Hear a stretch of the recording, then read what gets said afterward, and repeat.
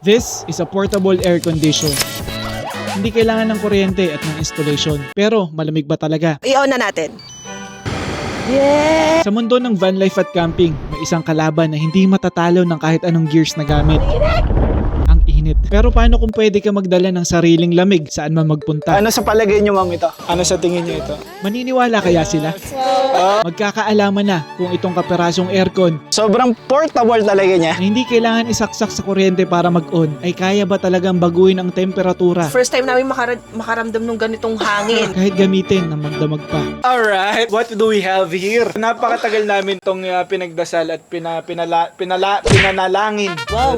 Matagal namin itong pinanalangin. Ano ba?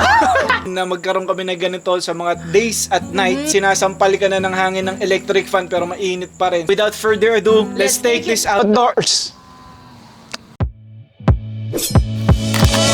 Ito ang EcoFlow Wave 3, portable AC na may 6,100 BTU capacity.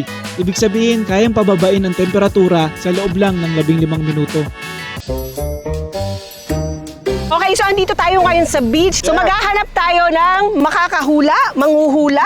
Sobrang wild na magkaroon ng aircon outdoors. So titingnan natin kung meron makakahula nitong ating mystery item. Hello po. Anong name mo pala, ma'am?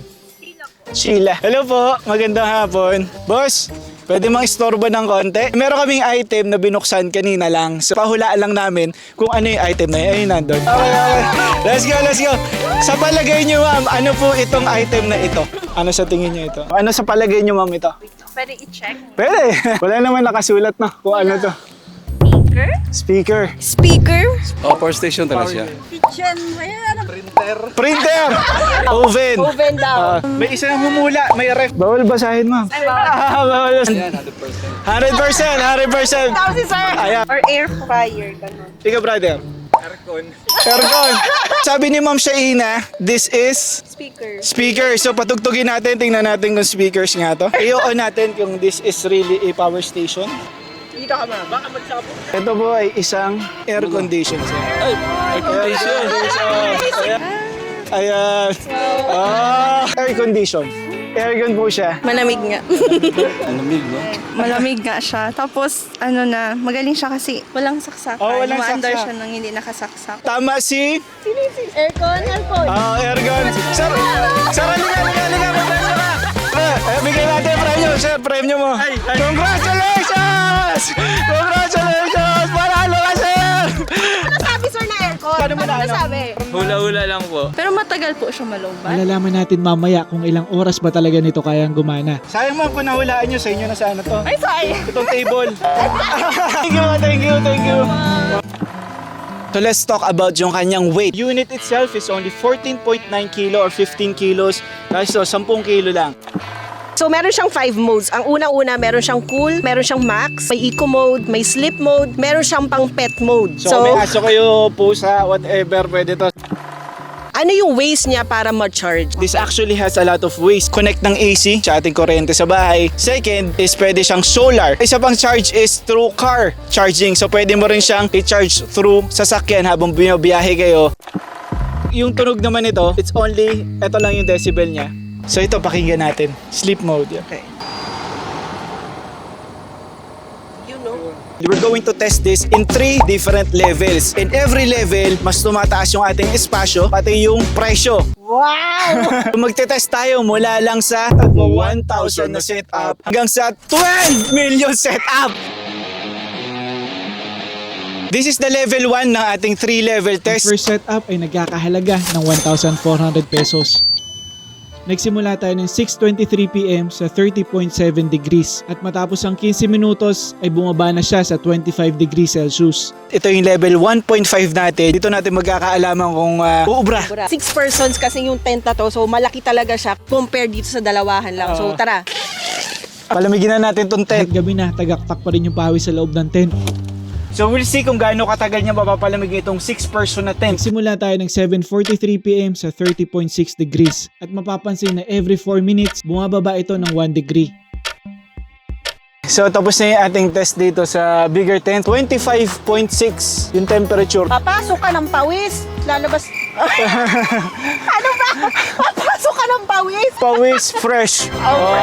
Level 1 natin, pasado. So punta tayong level 2. Sa nakalipas na mahigit 3 taon, tricycle ang ginawa namin pangalawang tahanan.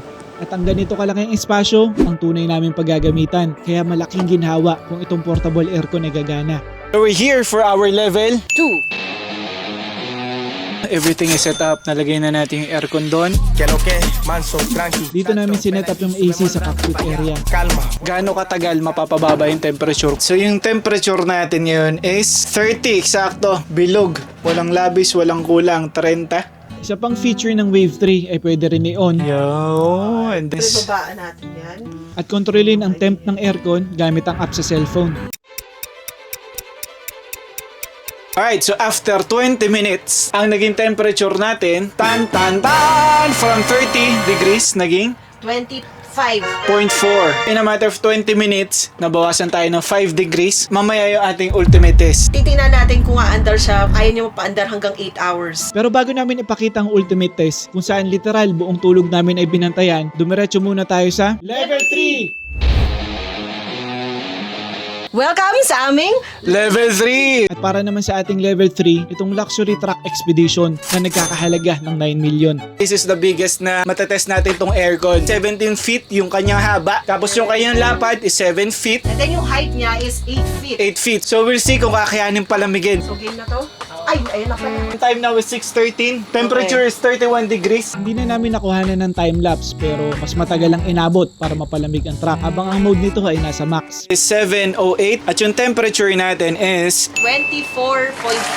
Ditong side, test natin. oo. So kung ditong area tayo, ayun yung thermometer, 26.1. It just took longer Oo. para mas mapababa niya pero still kaya niyang palamigin. Yes. Sa level 3 test, Pasado.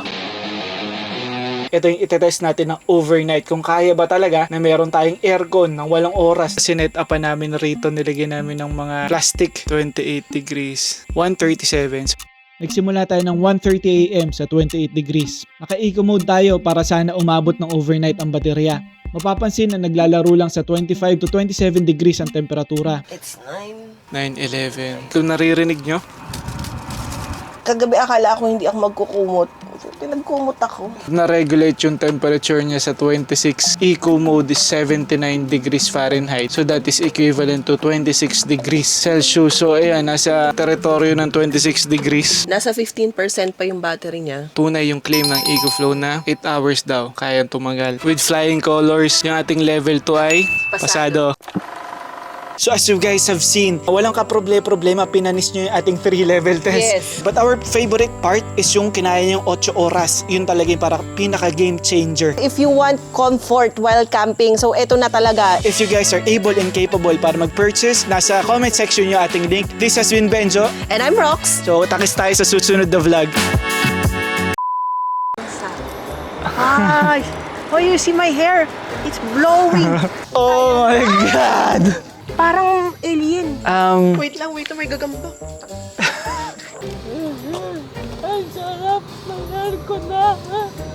Ito yung mga nabasa naming info about sa Wave 3. Ano yung una nating nabasa, Ben?